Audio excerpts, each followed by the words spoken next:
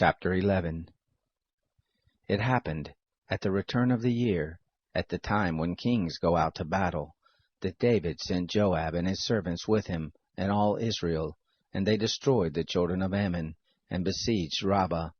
But David stayed at Jerusalem. It happened at evening, that David arose from off his bed and walked on the roof of the king's house.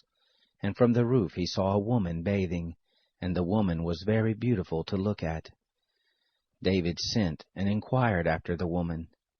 One said, "Is this not Bathsheba, the daughter of Eliam, the wife of Uriah the Hittite?" David sent messengers and took her, and she came into him, and he lay with her, for she was purified from her uncleanness, and she returned to her house. The woman conceived, and she sent and told David, and said, "I am with child." David sent to Joab, saying, "Send me Uriah the Hittite." Joab sent Uriah to David. When Uriah was come to him, David asked of him how Joab did, and how the people fared, and how the war prospered. David said to Uriah, "Go down to your house and wash your feet." Uriah departed out of the king's house, and there followed him a mess of food from the king. But Uriah slept at the door of the king's house with all the servants of his lord, and didn't go down to his house. When they had told David, saying, "Uriah didn't go down to his house," David said to Uriah, "Haven't you come from a journey? Why did you not go down to your house?"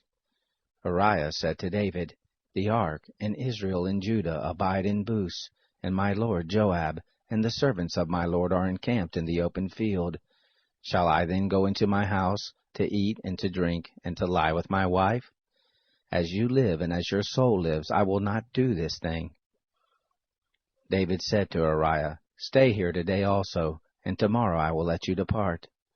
So Uriah abode in Jerusalem that day and the next day. When David had called him, he ate and drank before him, and he made him drunk. And at evening he went out to lie on his bed with the servants of his lord, but didn't go down to his house. It happened in the morning that David wrote a letter to Joab and sent it by the hand of Uriah. He wrote in the letter, saying, "Set Uriah in the forefront of the hottest battle, and retire from him that he may be struck and die." It happened when Joab kept watch on the city, that he assigned Uriah to the place where he knew that valiant men were. The men of the city went out and fought with Joab, and there fell some of the people, even of the servants of David, and Uriah the Hittite died also. Then Joab sent and told David all things concerning the war, and he charged the messenger, saying, "When you have made an end of telling all the things concerning the war to the king, it shall be that, if the king's wrath arises, and he tells you, 'Why did you go so near the city to fight? Didn't you know that they would shoot from the wall? Who struck Abimelech the son of Jerubbesheth?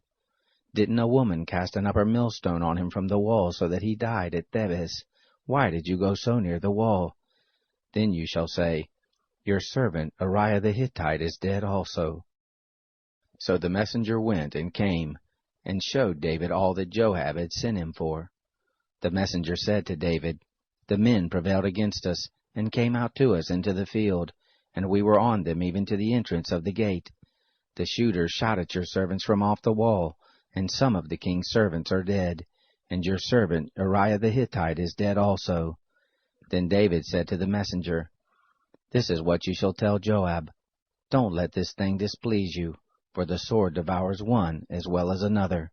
Make your battle more strong against the city, and overthrow it, and encourage him." When the wife of Uriah heard that Uriah her husband was dead, she made lamentation for her husband. When the mourning was past, David sent and took her home to his house, and she became his wife, and bore him a son. But the thing that David had done displeased the Lord.